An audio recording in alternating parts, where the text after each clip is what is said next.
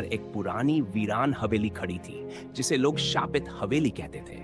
कहते थे जो भी वहां गया वह फिर कभी नहीं लौटा।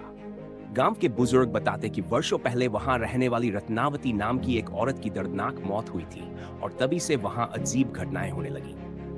रात का फैसला। रात के 12 बजे चारों दोस्त टॉर्च लेकर हवेली पहुंचे।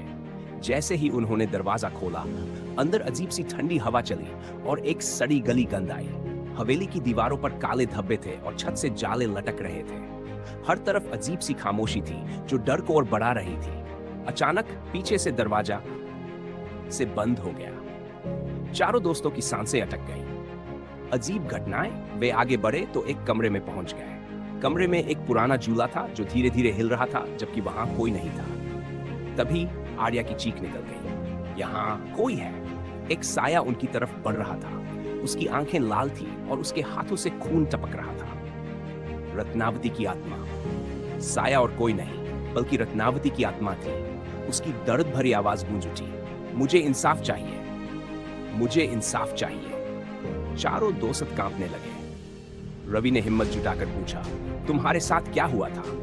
रत्नावती ने बताया कि उसके पति ने उसे इस हवेली में जिंदा जला दिया था और तभी से उसकी आत्मा बदला लेने के लिए भटक रही थी। भयानक अंत। तभी हवा और ठंडी हो गई और आत्मा की चीखें हवेली में गूंज उठी। चारों दोस्त दरवाजे की तरफ भागे, लेकिन दरवाजा अपने आप खुला ही नहीं। संजय की टॉर्च बुझ गई। मोहित की चीख गूंज उठी।